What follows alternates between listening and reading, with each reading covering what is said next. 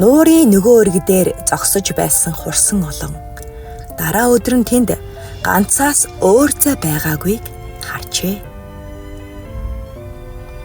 Тэд мөн Есүсийг шавнарынхаа хамт завинд суугаагүйг харин шавнар нь явсныг харав.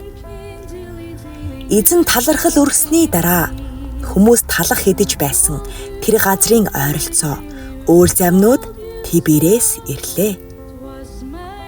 Тэгээд Есүс ч шавнар нь ч тэнд байгаагүйг хараад хурсан олон өөрсдөө замнуудад сууж Есүсийг хан Капернаумд ирэв.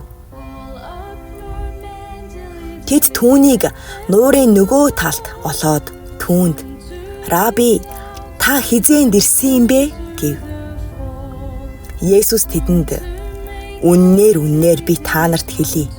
Та нар тэмдгүүдийг үзсэндээ намайг хайгаагүй. Харин талах идэж цадсан учраас хайж байна. Та нар мөхөж устдах хоолны төлөө бус, харин мөнх ам өөд хүргэх хоолны төлөө ажил. Үүнийг хүний хүү та нарт өгөх болно.